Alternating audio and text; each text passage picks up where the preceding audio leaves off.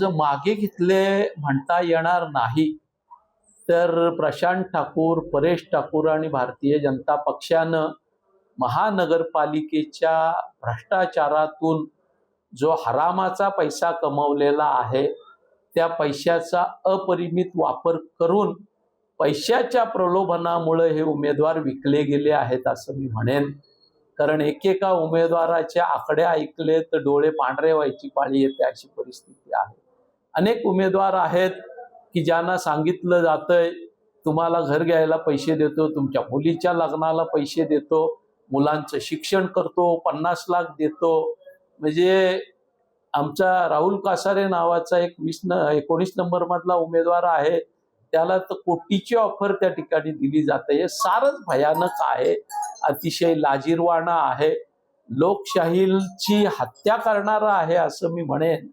आणि हे सगळं होतंय कशातनं, तर पनवेलकरांच्या मुंडक्यावर बसून जो कर वसूल केला जातोय, त्या कराच्या आलेल्या पैशातून जो भ्रष्टाचार केला जातोय.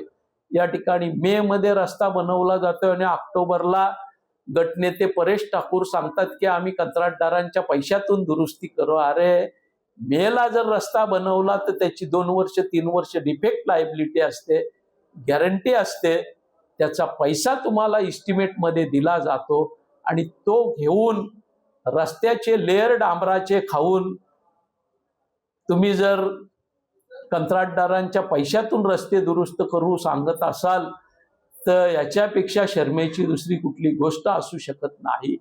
अगदी सत्ता 5 वर्षाची टेन्युअर संपल्यानंतर, मुदत संपल्यानंतर ही अगदी आचारसंहिता जाहीर व्हायच्या 4 दिवस आधीपर्यंत परेश ठाकूर त्या ठिकाणी महापालिकेत जाऊन बसतात, बैठका घेतात.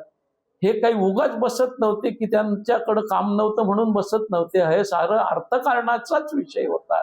आणि दुर्दैवानं तो हरामाचा भ्रष्टाचाराचा पैसा प्रशांत ठाकूर आणि परेश ठाकूर आणि सगळी भाजपची मंडळी हे उमेदवार खरेदीसाठी वापरतात. हे अतिशय दुर्दैवी आहे.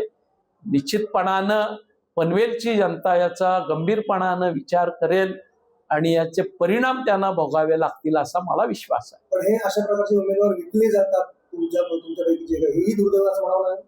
निश्चितपणानं, पण प्रलोभनच एवढं मोठं आहे की एखादा माणूस भाळल्याशिवाय राहत नाही. जी संस्कृती राज्यभर ह्या मंडळींनी जोपासली, वाढवली, फोफावली, तीच संस्कृती पनवेलमध्ये पहिल्यांदा आली.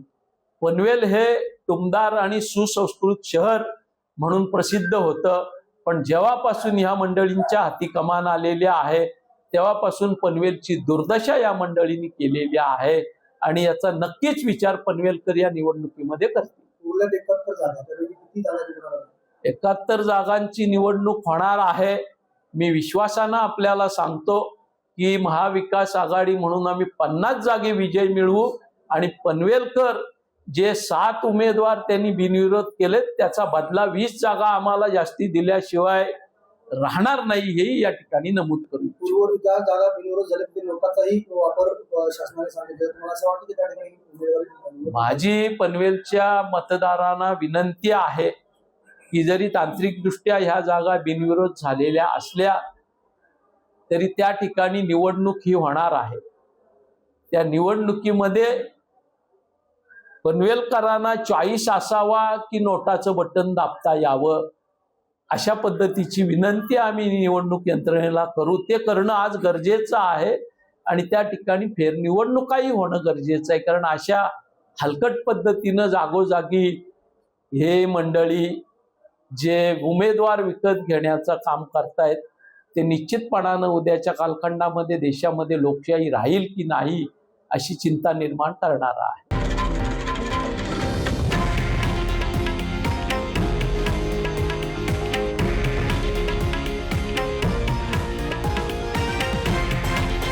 हे आहे देशातील नंबर 1 न्यूज नेटवर्क आणि आपण पाहत आहात TV9 मराठी, एकमेव.